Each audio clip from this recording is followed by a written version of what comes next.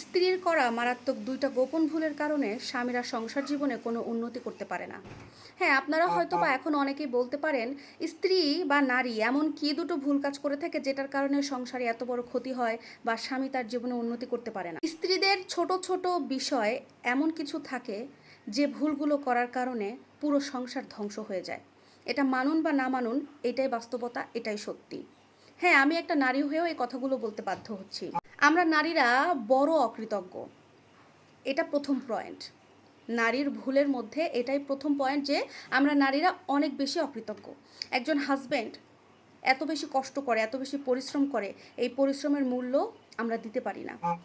সাধারণভাবে একটা পুরুষ যখন বাইরে কাজ করে পরিশ্রম করে দিন শেষে বাসায় ফেরে, তখন আমরা নারীরা স্ত্রী হিসেবে তার সাথে খারাপ ব্যবহার করি। বুক ফুলিয়ে কয়জন স্ত্রী বলতে পারবে যে একজন পুরুষ বাসায় আসার সাথে সাথে তার সাথে ভালো ব্যবহার করে?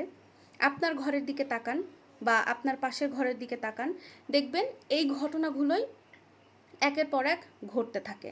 হ্যাঁ, হতে পারে ১০০-র মধ্যে ৮০ জন এই কাজগুলো করছে, বাকি ২০ জন ভালো থাকলেও থাকতে পারে। তাও এটার কোনো গ্যারান্টি কেউ দিয়ে বলতে পারে না। তো যাই হোক, এই যে হাজব্যান্ড বাসায় ফিরছে তখনই স্ত্রীর সারা দিনের যে যাবতীয় অভিযোগ তাকে বলা শুরু করে দেয়। হাজব্যান্ড আসার সাথে সাথে ঘ্যান ঘ্যান প্যান প্যান শুরু করে দেয়। বাসায় এটা নাই সেটা নাই, নানান ধরনের অভিযোগ বলতে থাকে। তোমাকে ফোন দিয়েছি ধরনি, কেন আসতে লেট হলো, মানে নানান ধরনের কথা ওই সময় স্ত্রী তাকে বলে মাথাটা একদম জাম করে ফেলে। এই অবস্থাতে একজন স্বামী কিন্তু এমনিতেই টেনশনে থাকে, কাজকর্ম করে আসে, তার একটা পেরেশান ভিতরে কাজ করে, সব মিলিয়ে সে খুব বিরক্তের মধ্যে থাকে।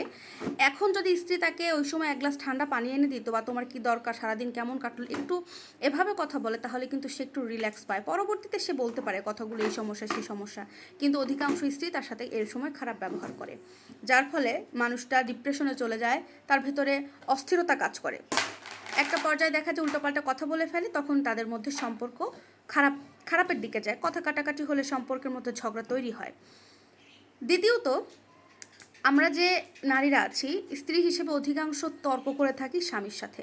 কিছু কিছু মেয়ের ক্ষেত্রে তো হাজব্যান্ডের সাথে মুখে মুখে তর্ক না করতে পারলে পেটের ভাতটাই হজম হবে না, এরকমই পরিস্থিতি দাঁড়াইছে। তো এই যে ব্যাপারগুলো, যে অতিরিক্ত জিদ করা বা স্বামীর সাথে তর্ক করা, এই ব্যাপারগুলো একটা নারী যখন করে দিনের পর দিন, তখন হাজব্যান্ডের মন থেকে ওই নারীটা বেরিয়ে যায়। তখন আর হাজব্যান্ডের মনের মধ্যে ওই মেয়ে থাকে না স্ত্রী হিসেবে, এবং সংসারের প্রতি তার কোনো মন থাকে না। এর ফলে কি হয়, তাদের মধ্যে দূরত্ব বাড়ে, সম্পর্ক ভাঙতে থাকে।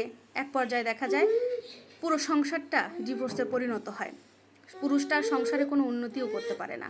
তো এই জন্যই প্রত্যেকটা মা বোনকে আমি রিকোয়েস্ট করব, নারী হয়ে স্ত্রী হিসেবে এই 2টা কাজ করা থেকে বিরত থাকুন। হাজব্যান্ডের সাথে অতিরিক্ত মুখে মুখে তর্ক করা, অতিরিক্ত জিদ দেখানো এবং তার প্রতি অকৃতজ্ঞতা হওয়া বন্ধ করুন।